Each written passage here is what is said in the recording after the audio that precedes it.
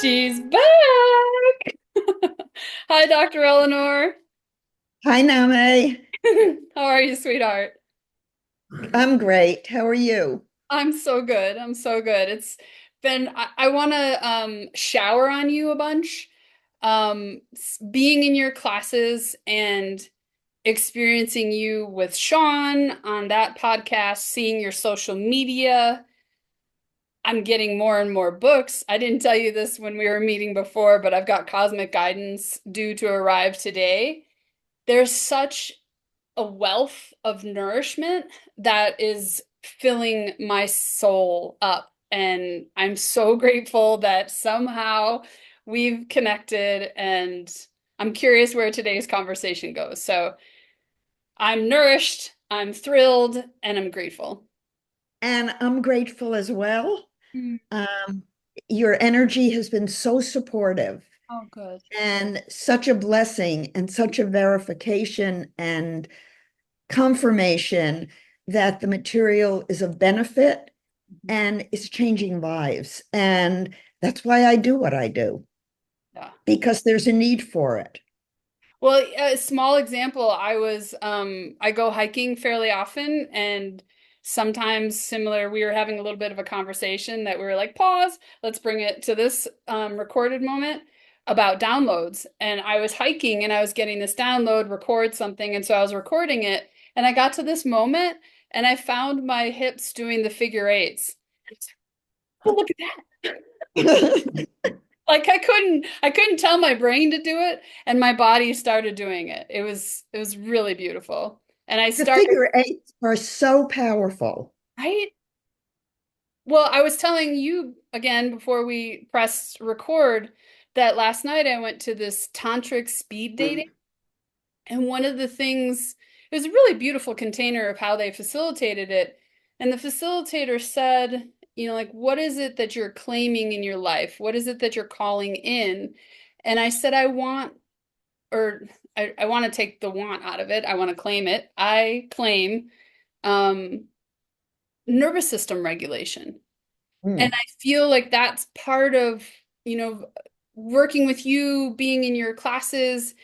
It's it's all of us, all of our worlds. Like my mental is being satisfied and nourished through the questions that you land during class. Yeah. So it's beautiful how the ripple effects of what's coming through. The when you say you want your nervous system to be nourished, Mhm. we're talking about the physical biologic body. Ah, And so there is a pathway from that physical body to spirit.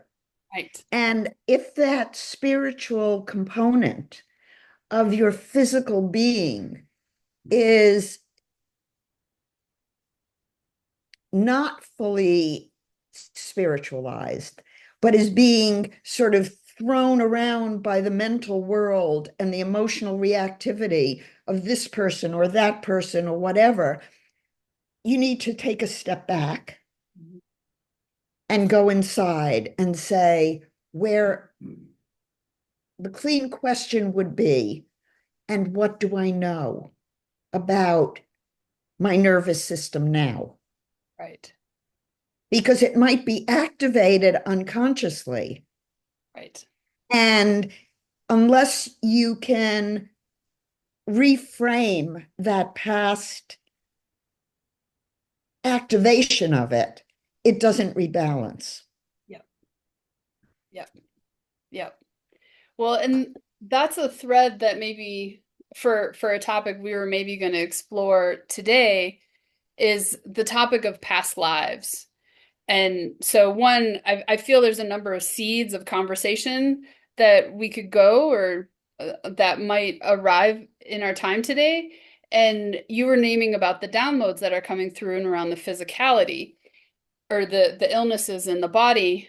And something that I've been tracking that I had a private conversation with Sean about, where I was sharing with him that I'm going to go into some maybe TMI, but I get stinky sweat. I can be cold and I get stinky off gassing something. Mm. that I can't get out of my clothes. Like it's one of those things. And when I've tracked it, it's linked to a number of past lives where it basically wasn't safe to be myself. And so I'm putting that thread or connecting that dot potentially around what I heard you say around what do I know about this now as opposed to then. So Also, yeah, what do you want to have happen around that as opposed to what happened then? right. Yeah. Well, and I'm curious if this sparks anything for you around like my body is going through some experience, and maybe this is connected to the download that isn't fully downloaded around because my body's doing the sweating. There's something happening that's getting triggered in the moment. Yes. And so the question would be whether you can find a common trigger. Hmm. I know it. Yeah. It's like So I'm gonna there is a common trigger. yeah, I'm gonna get kicked out of a community. Like I get into a learning space and I'm like, oh my gosh, I am drinking from this well and so nourished. And if I bring up a need or I bring up a conflict or I bring up something that's uncomfortable in my experience, better keep quiet because they'll kick me out. Or I am clear about a past life where somehow I was making this beautiful marble floor and the person who hired me, so when there's bosses involved, and I was violently physically hurt because there was some kind of disconnect.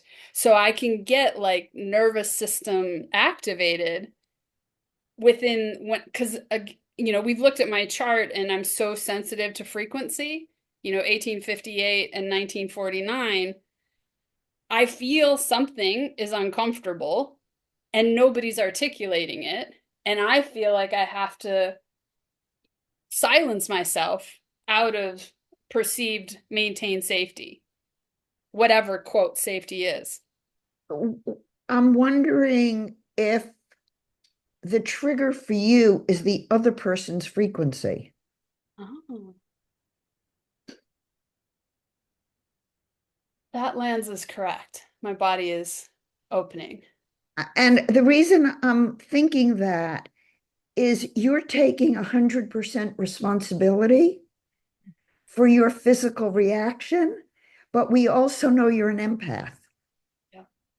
So is it your reaction or is it the person in front of you who is so uncomfortable with their feeling that you know there's no room for you to respond because they can't handle it? Right. So it's the suppression of the truth in a situation that needs the truth. And my trajectory of life, I'm 51, teenage years, 20s, 30s, 40s, it was, erupt or be that really, I don't know, puffed up chest reaction to kind of like keep everybody away, keep that frequency away. And I ultimately wanted to be close to people, so it was keeping the people I wanted away as well as that energy. So, So it's the discernment of whose emotional reactivity state has the possibility for transformation versus who is in a lower frequency and you shouldn't even attempt to go there with them. so how do you be kind to those people? Because that's ultimately a goal of mine. I don't want to be, You yeah, find a way to, let's say it's somebody who's a boss who has said something to you about what you're doing, and it's really hard for them to bring it up. And so you don't feel like you can say to them, what you're asking me to do is fucked up. right. Um, what you could do is ask a clean question.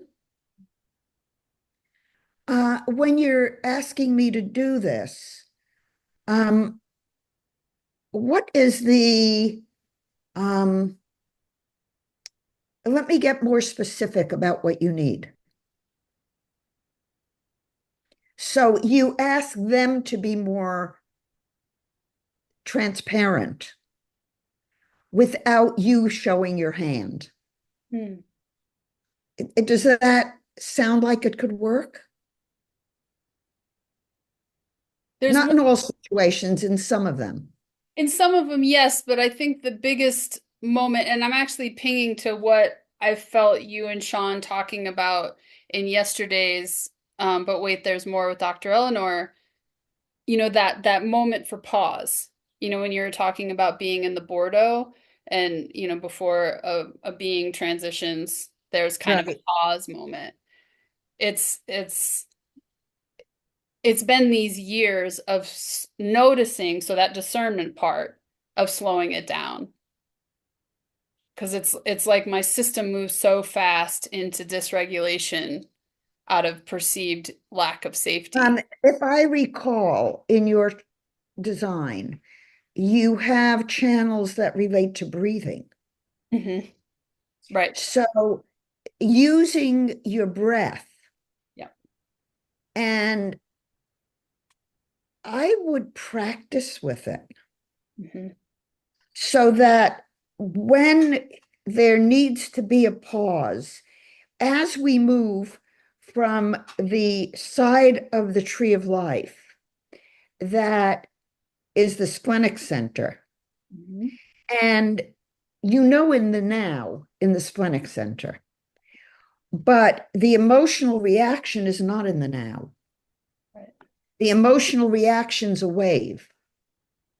So you're catching the wave when your physiology is reacting to a dissonance between your frequency and the frequency of the emotion of the other person.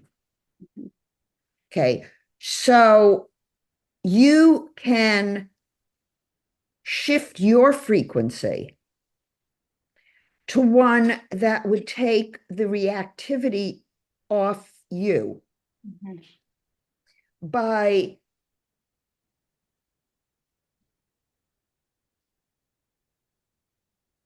intellectual. See, when there's emotional reactivity, it has to move to the emotional matrix, Right. which is angelic, and it has the crown and ajna. So you have to move into determining and setting a goal for yourself. Now, if I recall, you also have the capacity to set goals. I do.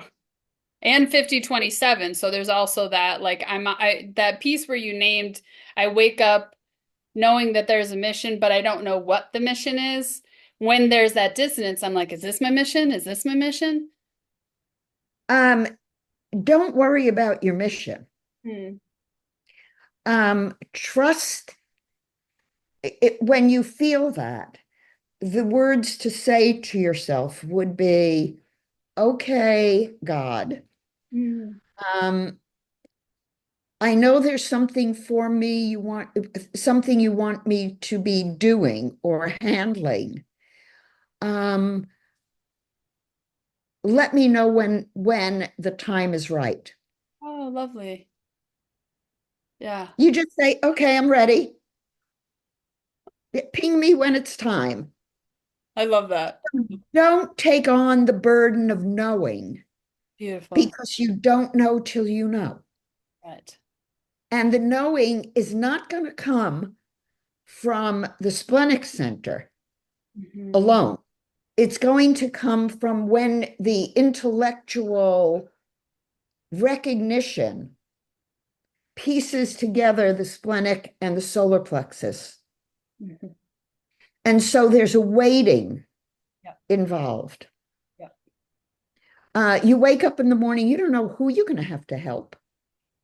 You don't know when you're going to have to help.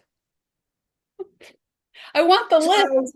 So, um, you don't have the list for good reason. Right.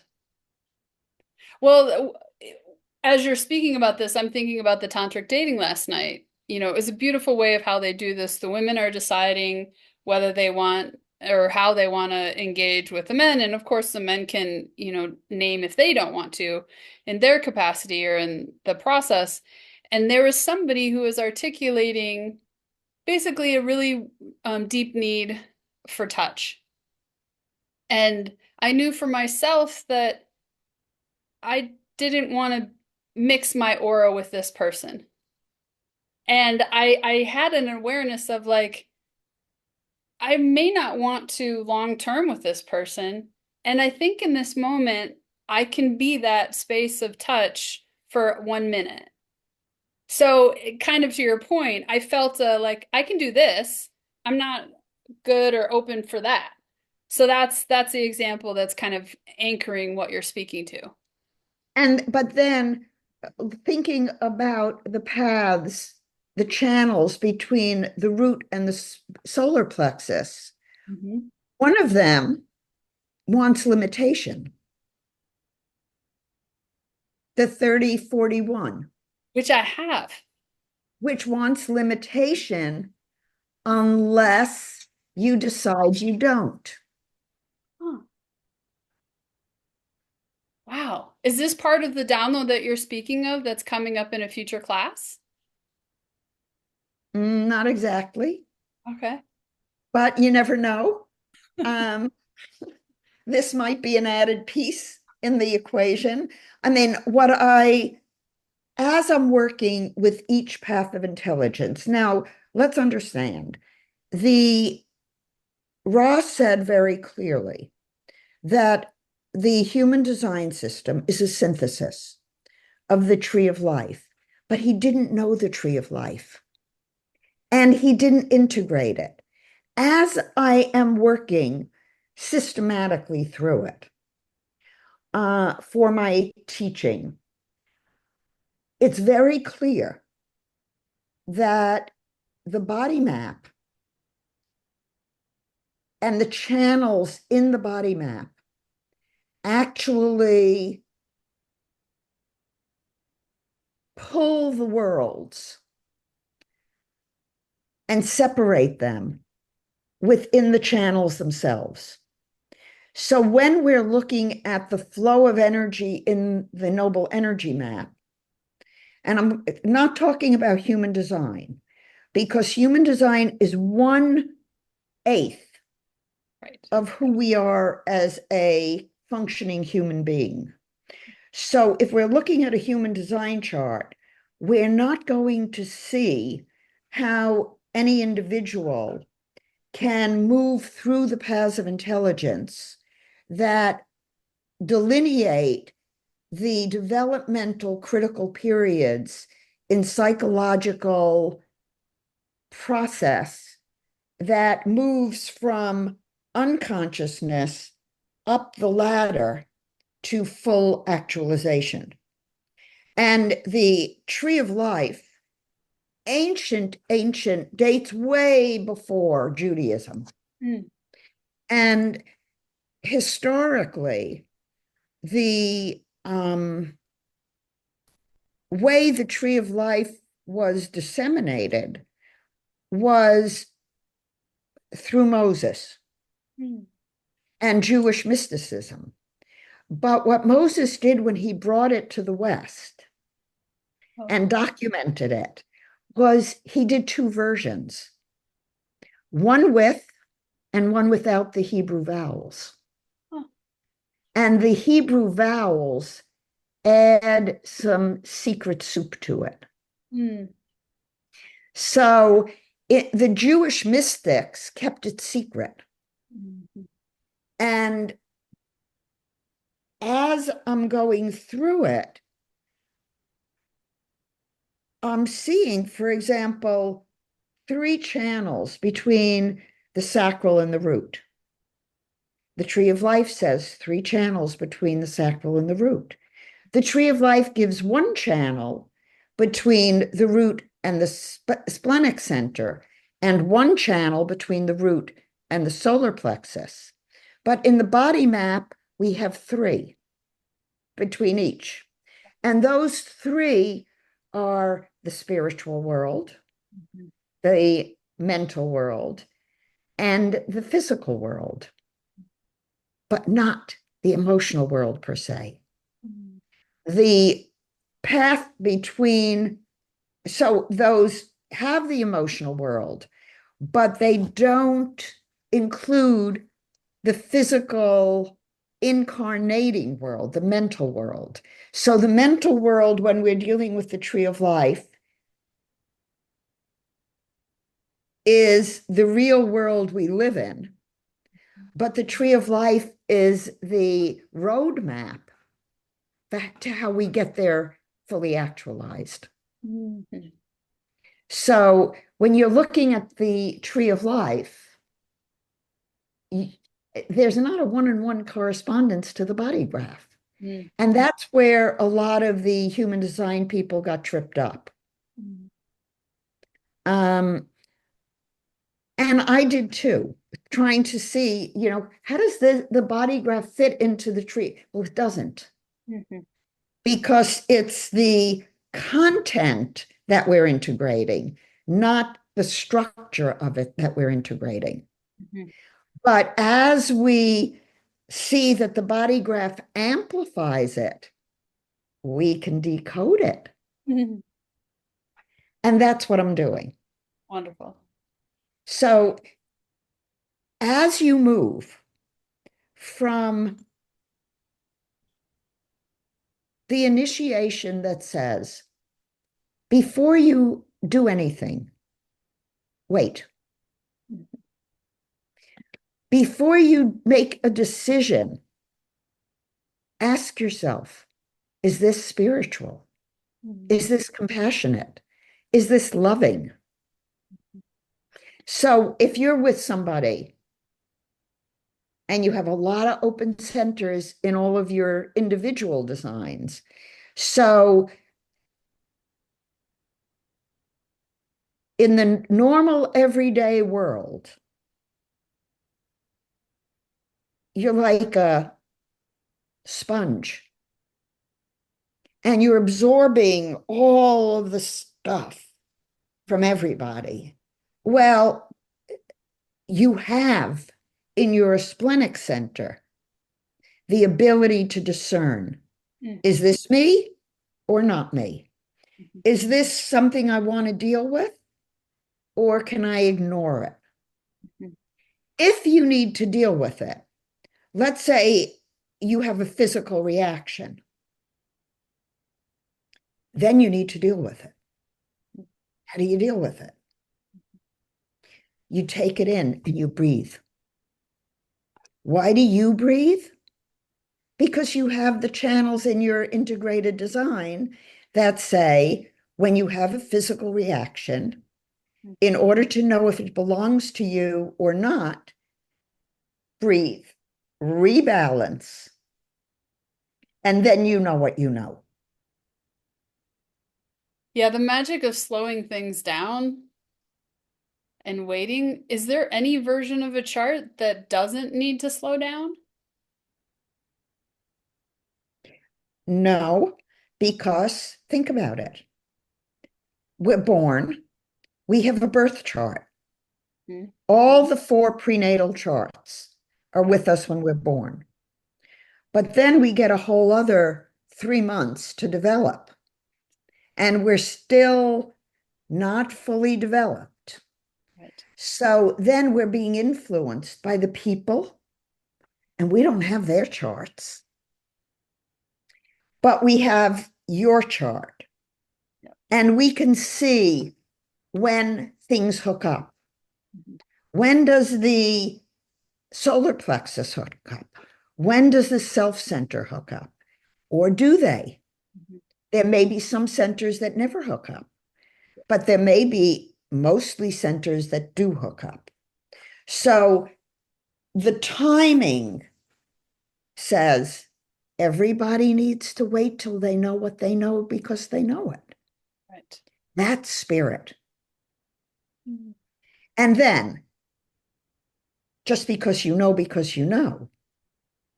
Doesn't mean you blurt it out and bulldoze people. It means then you move into spirit, your higher self, and you ask yourself, what is in the best interest of this person? And is that right for me? Before you act. Right. I'm getting this image of like, when you're on a plane and you get the like air traffic controllers, it's like in my system. I kind of need, like the yellow light, the green light, yeah, yeah, recoding. That may be your signals, and that may be whatever works for each person listening in terms of waiting till you know what you know Yeah, and not compromising it. yeah. Something that I had written down as a question, and it's interesting that you're answering it, was to talk about the developmental, like what the different timestamps can, how those different timestamps can inform or provide nuanced information. And I feel like you're naming that. But if there's more, I'm always interested. The first 3 months is an interesting one because astrologically, we also date back 3 months to look at progressions. Hmm. So we know that looking back in the astrological world, 3 months takes us back to the 3 months of the moon.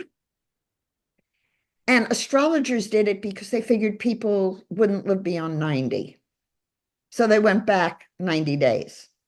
But in design, that 3 month period marks the time when the baby's cortex of the brain has been developed enough that it's registering what's coming from outside the mother. So if a mother plays music in the third trimester, the baby remembers it. And so a lot of women play music, and then when the baby is born, that music calms them down. Mhm.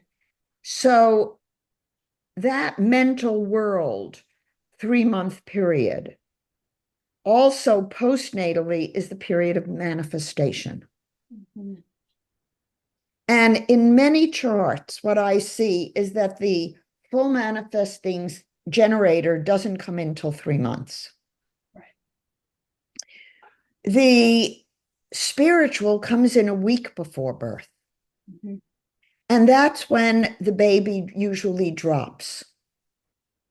And that's when spirit becomes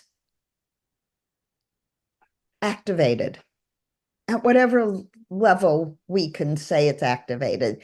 There's a sort of the way I think of it is, even though a baby doesn't think, Mhm. something profound is happening in utero. And that shift a week before birth is, I don't know what the hormones exactly are, but there's a major shift that affects the spirit in that time frame. And then 2 days before, the woman's physiology is shifting to get ready for delivery. Mhm. In many instances, the baby is already in the birth canal, or there's Braxton Hicks contractions, but there's chemical changes happening at each of these periods. The hour and a half before birth, which is a lunar calculation, not a solar, is transition in labor. And it's really, when I was pregnant with my son, my first child, I wanted to be absolutely no anesthesia, no anything. Mhm. And I kept saying, well, if transition is the worst part of labor and it only lasts for an hour to an hour and a half, why do we use drugs? It's such a short period of time. Um, so I didn't do any drugs during my deliveries. And I was in labor for 6.5 hours with my son. And I remember once I got into transition, looking at the clock and thinking, I can't do this much longer. And as soon as I thought that, the doctor said, we're going into the delivery room. Mm. Uh, and it was such an unbelievably orgasmic experience to have natural childbirth, Mhm. no anesthesia whatsoever. That while I was on the table, I said to my then husband, let's do this right away. This is great. Mhm. And we did. Mhm. My daughter was born 11 months later. Yeah. So the experience of childbirth was a spiritual initiation that we've taken away from women. Very unnecessary to take it away from women. And babies, to drug the babies. What are we doing to their soul? So those prenatal calculations are showing us, ideally, who this baby is designed to be. Mhm. And the postnatal mark very critical developmental times in early baby development. And as a psychologist and working with MDs, and Marvin is an MD, those periods are very critical periods in early development. Mhm. At an hour and a half after delivery, the baby's breathing on its own. Mhm. We know if there's a problem, if the baby can't breathe on its own. 2 days after, there's full attachment between mother and baby. The colostrum turns to milk, and there's attachment. And I remember with my son, um, and I've told this before, when I was pregnant with Charles, I had gained 12 pounds total. Wow. So I wasn't drugged. And after he was born, I looked at my body and it was back to my pre-pregnancy body. My stomach was flat. I weighed less than when I got pregnant. And I'm thinking, okay, this is my child. You Mhm. know, this baby's my baby. Mhm. And I was okay, so I remember the pain, I remember the delivery. So I'm supposed to feel something. Wow. And I'm looking to see, what do I feel for this baby? And then I stood up and went to wash my hands, and I crinkle my forehead. And I had noticed Charles crinkling his forehead. Aw. And I felt the hormones. It was like this whoosh. And that did it. I was attached. Mm. And there was, I would have broken down the nursery door if my baby was crying. Yeah. It was a physiologic connection between that baby and me. Mhm.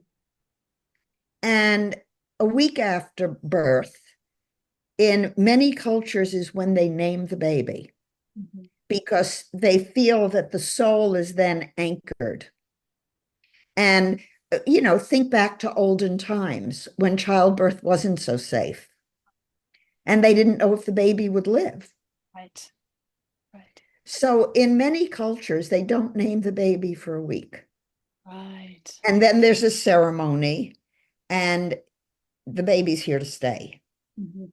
And then we watch the baby develop. And 3 months after birth, the baby reaches for objects and has preferences. Mhm. So I disagree with Ra. Mhm. We do have choice. Right. V- Validated in developmental and physiologic psychology Mhm. that at 3 months of age, a baby is interacting. They're no longer considered a neonate. They are now considered an infant, and they have preferences. They prefer certain people, they prefer certain toys, they prefer certain sleeping positions. They're beginning to identify who they are. And so when I'm looking at a chart, I'm looking at the timing Mhm. of which world came in when Yep. and which aspects of the world are were and are informing the psyche of the person whose chart we're looking at. Yep. Does that answer it for you?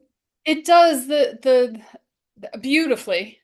There's a lot of as you were talking about the week before birth, I was getting this image of like an astronaut preparing in the shuttle for launch, like some version of getting ready for the roller coaster ride, they're strapping in, like whatever version of that is. I'm curious about the That brings up something that I just want to please. state for the record. What you're bringing up is the amount of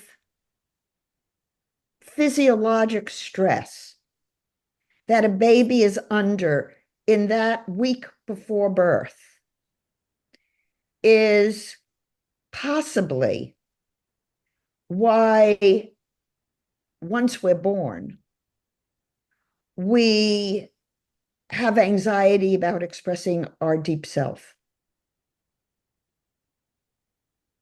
Well, powerful being that you are, I was double breach. Oh, And we started talking about this on some message forum. In my 40s, I got, for me, verification that I was a twin birth. So when hmm. my mom was originally pregnant, and there's twins in our genetic, my maternal side, and the doctor would say, "Are you sure you're not having twins?" And for whatever reason, it didn't like verify. And I've always had this experience. There's a continuation of storyline around abandonment. I don't need to go into that necessarily. I'm happy to, but just for time's sake. And so I always felt this like longing for this twin who didn't stay. And I've done a number of experiences around uh, connecting with him. Like his soul is more advanced than my biological father was. And so I was so Mm. fixated before understanding this about being a twin birth. I was so fixated on why my dad, biological dad, couldn't connect with me or, wasn't available. Because interesting also to the dynamics that you're speaking about of pre-pregnancy. You said in some conversation, I think with Sean, about learn everything you can, get all the data. Maybe it was with Now. It was with Now. And I did I inventoried, I asked, and she said, before I was born, your father was like, we're gonna have this many, and it's gonna be, and so it was very excited and celebratory, because otherwise my mom was isolated.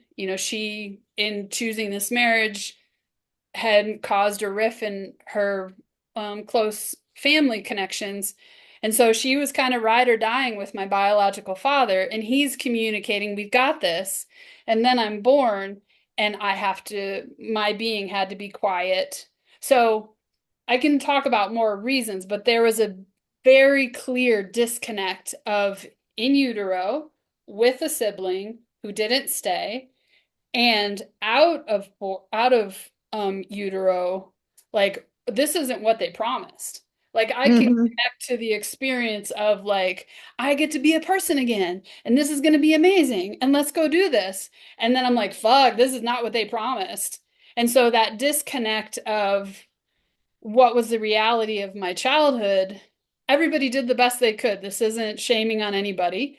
And it was a disconnect. And so I, before knowing these other details, I would think about like I was cannonballing, like, I don't want to come out. And my mom is, I think, physically similar to you. And it wasn't pleasant, this cannonball experience of my physicality coming out. So there's a lot of dot connections that's really When interesting. when did your twin leave? Do you know? I don't. I don't. Yeah, that's not a question that I've gotten to. But it's interesting, we've talked previously about, Osho and being a sannyasin. So Nameh came through a song. I knew I wanted to live more from my spiritual self. And I don't know if your brain can do this, but can you say, yeah, can you say Nameh backwards? He-Men? He-Man. Do you remember that cartoon, Master of the Universe? So that's how I think of my twin, that he's up Ah, there because what had come through in some guidance in a reading was that he gave everything to me. He gave his life force to me. And because I was in this kind of like, but you're leaving me here alone. And he's like, let's reframe that. I've given you all of my juice. This life is for you. We'll do more later. So, from what I've heard, um, in near-death experiences, and actually, I listened to one about a boy yesterday yeah. who died in a car accident, 7 years old. And when he went into heaven, he saw two siblings who his he had never been told about. And so they were watching over him. Hmm. They were miscarriages.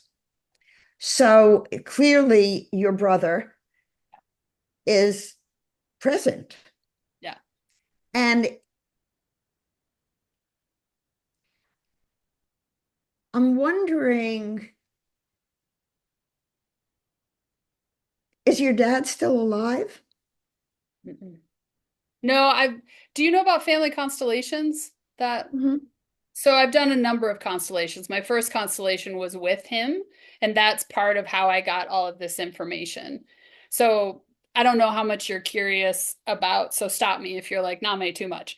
Um, but my mom uh was in an orphanage from age Mm. 2 to 8 because my grandmother was a single parent. So she had a 2-year-old once my um, grandfather and her separated. And so she needed somebody to take care of the children and decided that the orphanage was the place to go. Um, that same orphanage was also where my biological father was at. So there's a 10-year difference. And this is Chicago, actually. You and I having this connection with Chicago. But what I learned in preparing for the family constellation was that my father's mother left him, so divorced, when he was 10 years old. My dad, my biological father, was deceased. That's when I met him. When I was 9 years old, I met him at the funeral.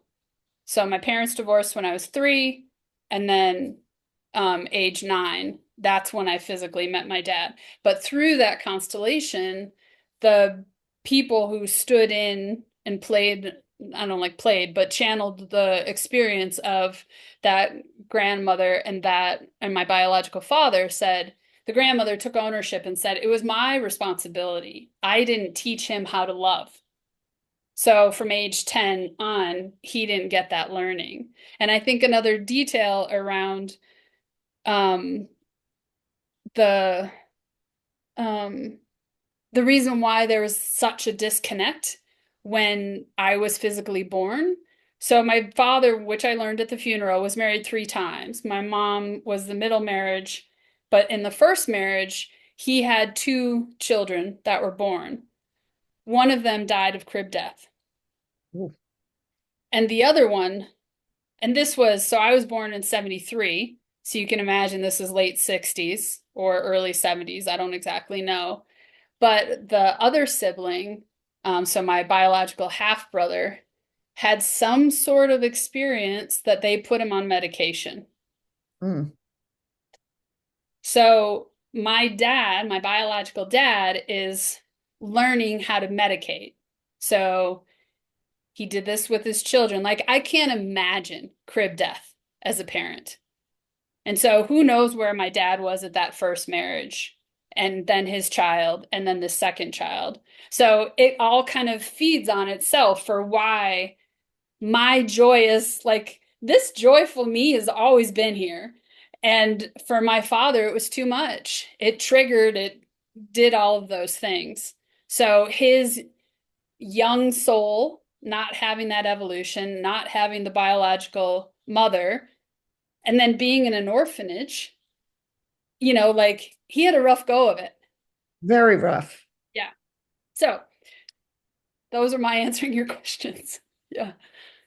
Uh, so your brother obviously came in to protect you. Ah, it's so wow. There's something really to that. My Do you think he was the reincarnation of the crib death? I've never thought about that. Oh, I don't know. I don't know. So the thing that wants to be said, and I realize we're saying a lot of traumatic things. The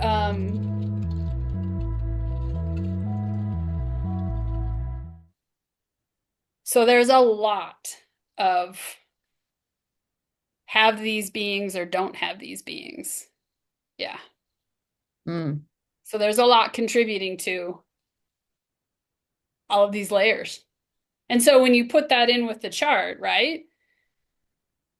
There, yeah. I don't know. It looks like you were going somewhere. Um,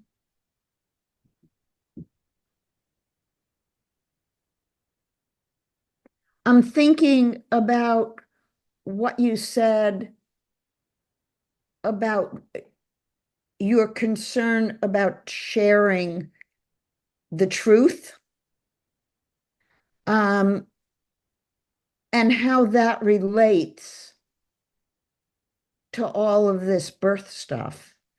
And also, I think do we know anything about the generation before your grandparents? Yeah.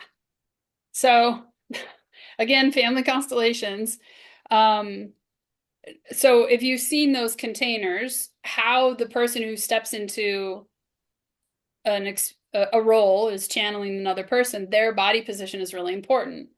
And so when this dynamic was happening with my grandmother and my father, I, the person who was representing me was kneeling. My biological mother was kneeling. My grandmother was kneeling. And so was my great grandmother because my great grandmother's father hated women. Oh, And there was a really violent experience that I don't need to describe, but didn't. So this was the lineage who came over from Poland. And, I don't know if that relates to anything, but they probably had a rough go of it. So my great grandmother didn't have a what positive, religion were they? I think Catholic, but because they would always do the rosary, that sort of thing. And my grandma found it really important to light the candles, all of that. And do you know Angel Guardian? Mm-mm. That was the orphanage. It's like Devon and Ridge. Anyway, kind of north side. Yeah. Um, but so, great grandmother who left my father when he was 10, and then all of these women, my side, was kneeling because of this energy of that great great grandfather. And so she comes over here and was like, get out. And she changed the dynamic, and we all stood. Mm. This piece about naming or being able to speak the truth, there was violence that said no. There's past life lineage. So there's genetic lineage and there's soul lineage. Because I don't know if you've done that. To me, I feel like those are kind of distinct categories, genetic lineage and soul lineage.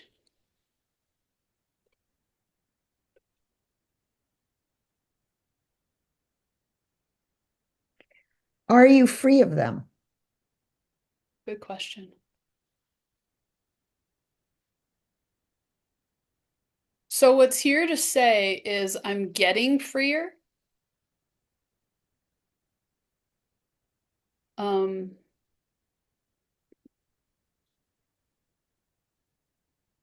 yeah, that's something for me to keep going with.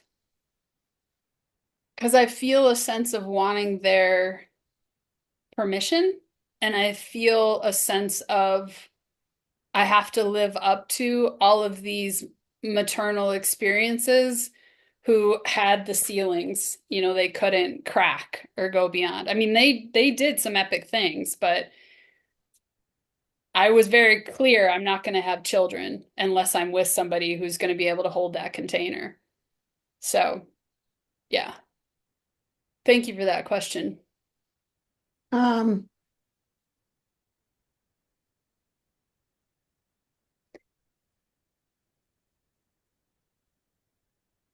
there's some unraveling that I think needs to be done in um,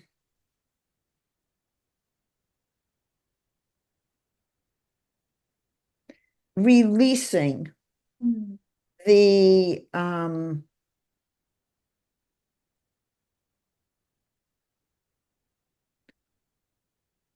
regrets that the ancestors had. Mhm. Not your regrets, Right. but their regrets. Well, I was also feeling as you were saying that forgiving those beings who were connected to the violence in the ways or the oppression or in some ways I don't mean this as a excuse, but it was the time that they were living in. It was the capacity that they were in. Yeah. Well, they were also in Chicago. Can you say more? Um, Chicago was a violent city. Oh. It was, um, when I was there at University of Chicago, um, Hyde Park was okay, the Loop was okay, but you didn't go anywhere else. Yeah. Um, it's never been a really safe city because it's been very divisive in its racism. Mhm. And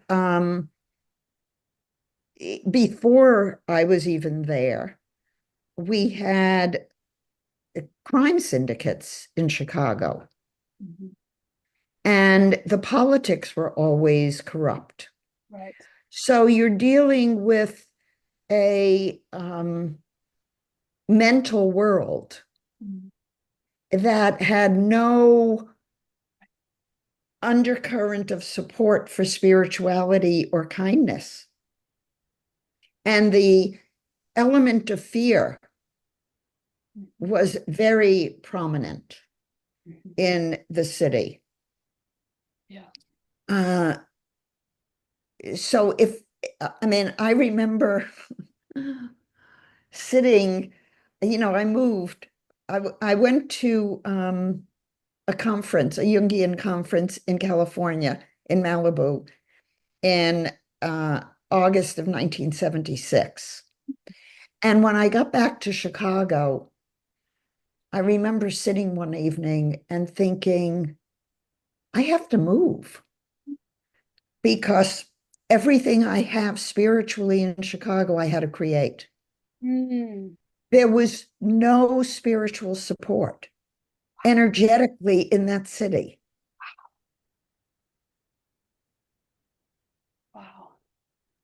That's really landing something. I'm so grateful you said that. Because I felt, I mean, how did I move to Santa Fe?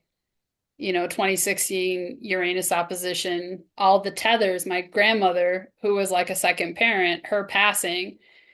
Yeah, yeah. I definitely felt that. Yeah, So, you have to add that into the mix. right.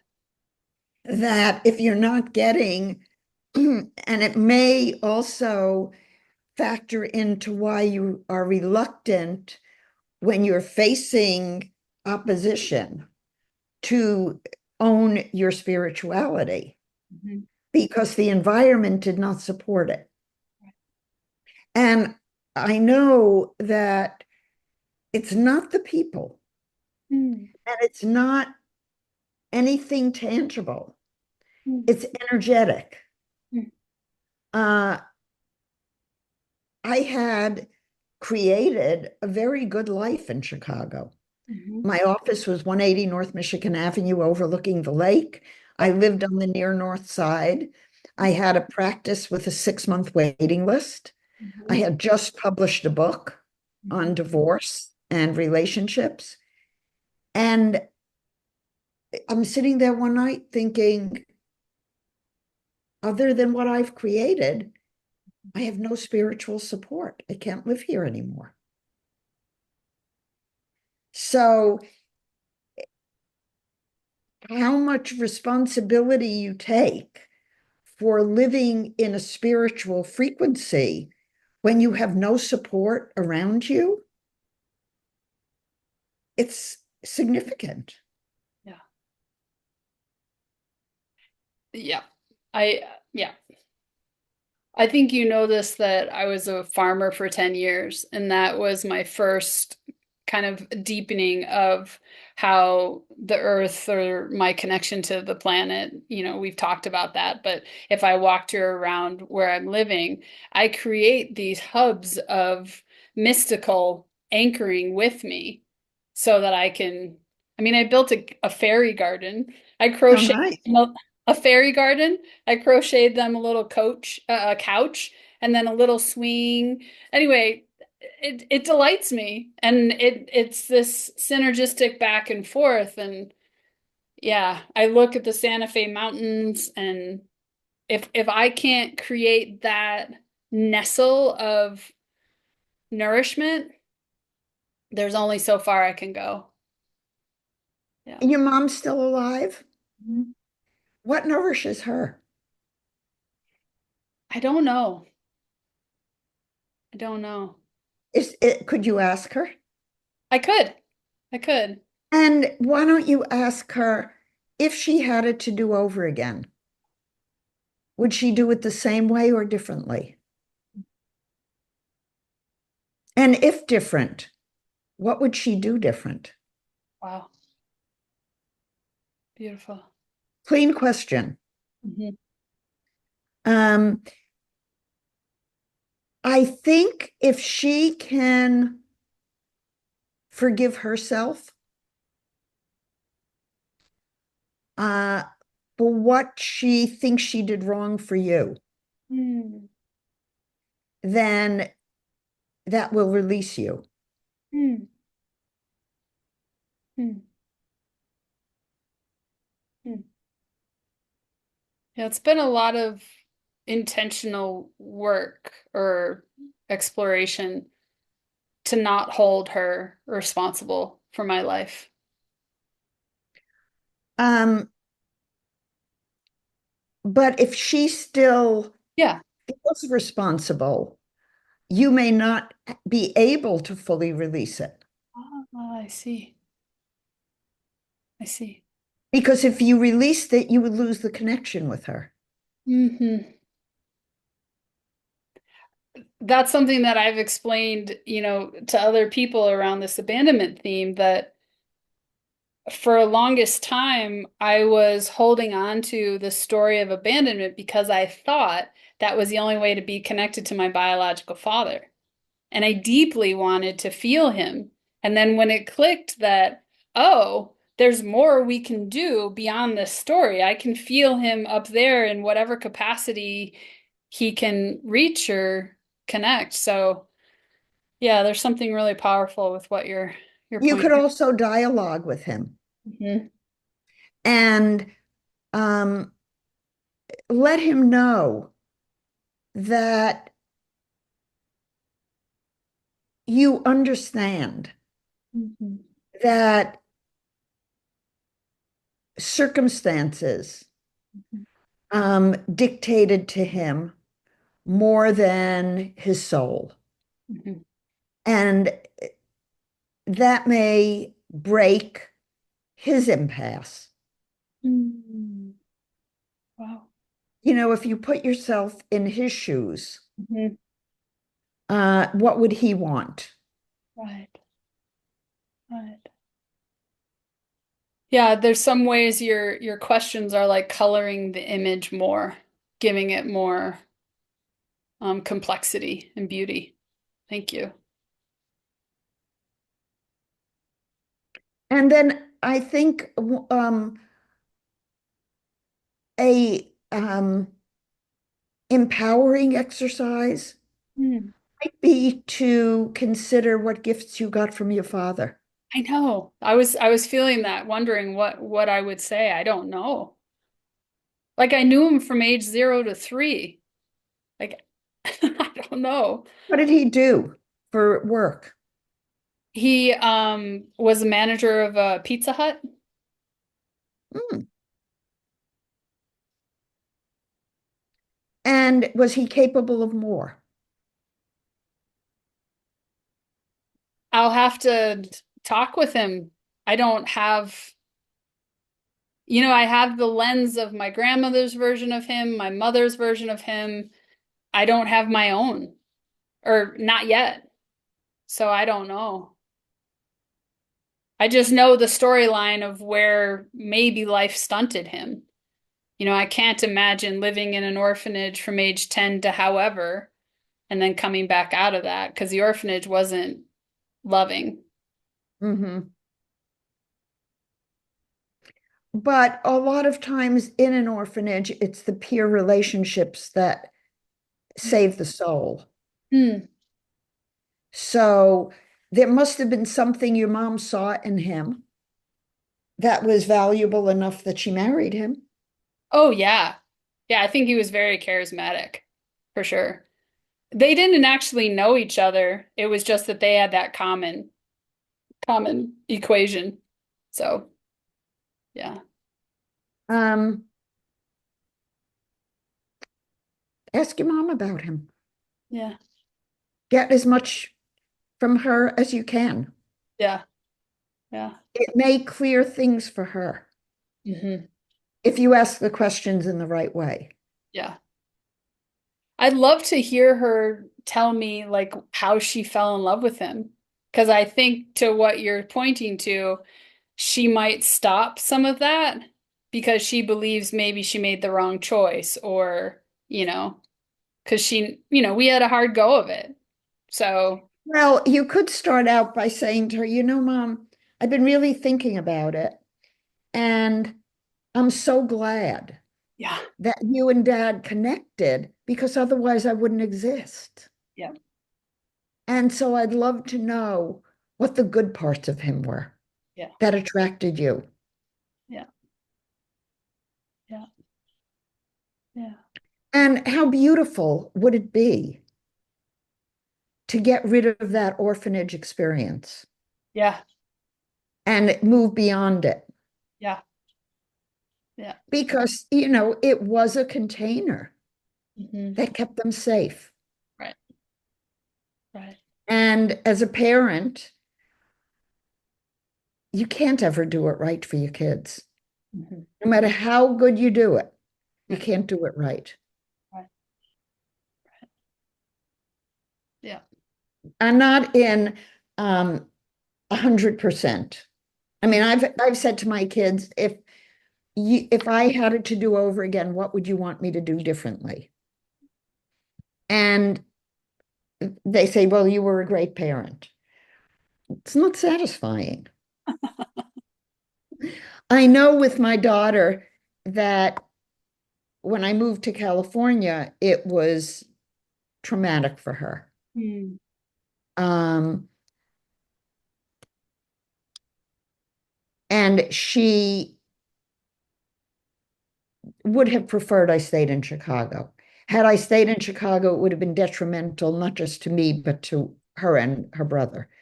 But she doesn't really know that. Right.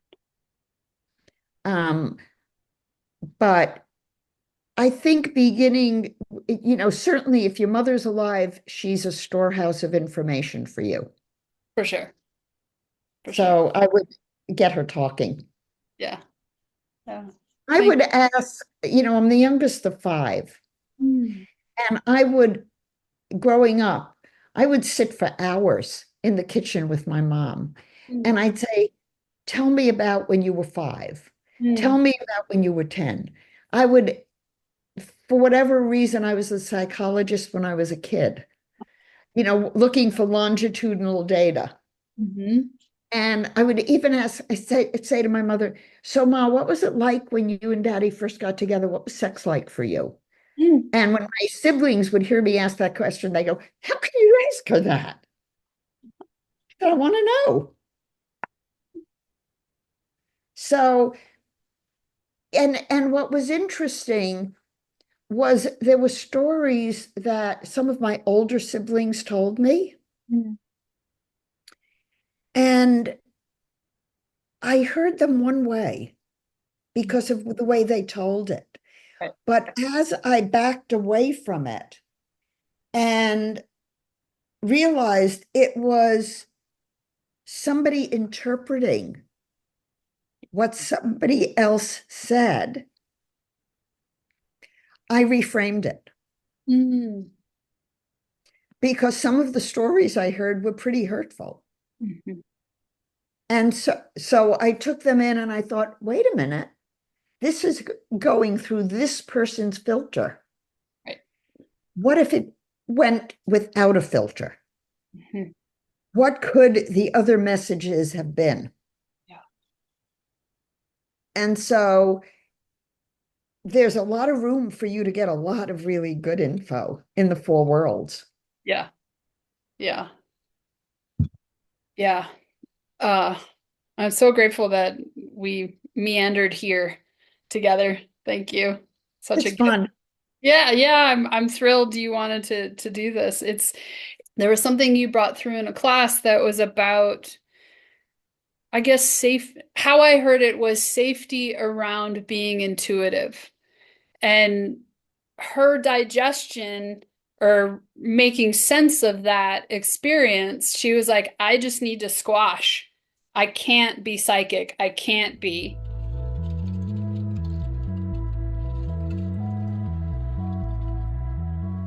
But when she talks about it, she doesn't talk about it from a place of appreciation or celebration or delight.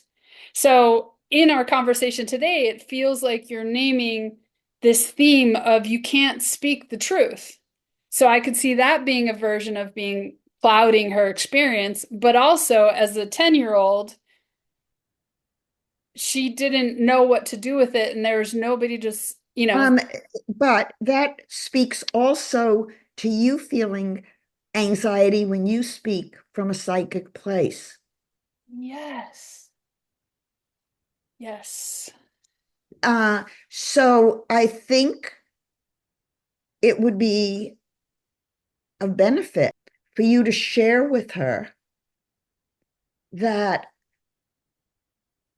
psychic abilities can be trained and that she knows more than she admits to knowing, and always did.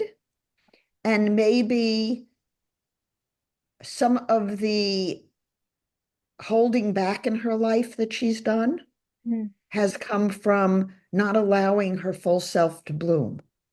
Mhm.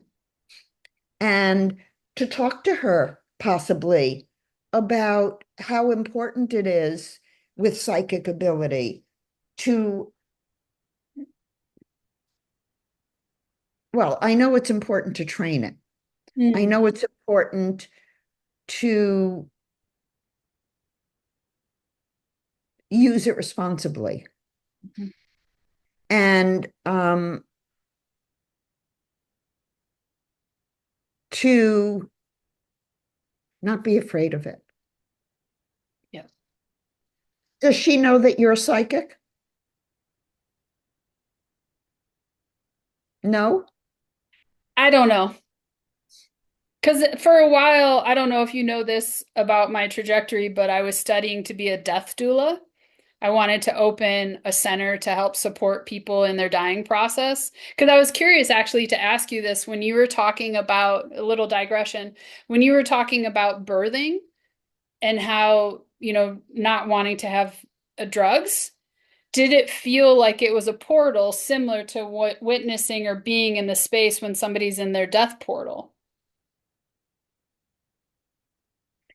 I didn't think about it like that. Okay. Um, my sister, my niece, my first niece, was born when I was 11. Mm. So I remember sitting with my sister when she was pregnant Mm. because she lived in the downstairs apartment and we lived in an upstairs apartment. And I remember saying, why do women put so much emphasis on giving birth, which takes, Ah. a few hours when the pregnancy has taken 9 months? Mhm. And why do you wipe out the physical experience of that? Shouldn't we move through it so that it becomes part of the pregnancy? Mm. Um, and I couldn't really understand Mm. that blocking out of the delivery process. It was like there was something wrong with that, Mhm. that women wouldn't actually experience giving birth. Mhm. Um, so now my oldest sister, was terrified of her psychic experiences. Mm. But my older brother, who was 16 years older than me, was a communist, Mm. a card carrying, bona fide college communist. And when I was 11, he went off to China undercover. Mm. And then when I was about 13, the FBI came looking for him. Mm. So I had these experiences of, wait a minute. And my sister, my oldest sister, knew the day he was coming home. Mm. And he was like incognito for a year or two. I don't I- know how long. One day he disappeared and nobody told anybody where he went because they didn't know. And then one day she said, Harvey's coming home. And the phone rang and he said, I'm at Grand Central. Yeah. And she was hysterical. Mm. It was like, where did this come from? Get me out of here. Yeah. So when I started having my psychic experiences, I wasn't afraid. But when I was seeing more than I wanted to see, Uh-huh. like that a person was going to die in 24 hours who I didn't know, I knew I needed to learn how to control it. Mhm. So it can be controlled. Mhm. I can see or not see now Mhm. at will. That's an idea. I mean, I had some of that with my sister. And Mm. she finally said to me, all that stuff you've been talking about, it's real, isn't it? Mhm. Mhm. She said, would you give me a reading list? Mm, Before she died, I gave about 5, 6 years before she died, I gave her a reading list. got And it. she read the book. I actually sent her the books. Yeah, I figured she wouldn't follow through on a reading list, but I sent her the books. got it. Got it. Things like Initiation Hmm. by Elizabeth H., Okay. where she talks about a past life in Egypt Hmm. and how, because she wanted the initiation prematurely and she wasn't ready, she Hmm. had to come back and do it again Hmm. and evolve. Hmm. Hmm. Uh, but there are quite a few esoteric novels um, that might open the door. Hmm. Thank you. I loved reading some of them. Marie Corelli, written around the turn of the century, and Brother of the Third Degree, which was the point I got out of that book was when you've made the right choice, Hmm. each step of the way in your life, then you have to trust you're going in the right direction, in the right way, in the right space. Hmm. Hmm. Yeah. And That, sometimes you don't know. well, and as you're naming that, I'm hearing, when you know what no one can tell you different. That feels similar energy. It is similar energy. Yeah. Yeah. Well, sweetheart, I want to honor your time. Okay. I think it's time to stop. I agree. Thank you, sweetheart. Thank you, thank you, thank you. Thank you. Thank you. Yes. This has been fun. Oh, good. Good, good.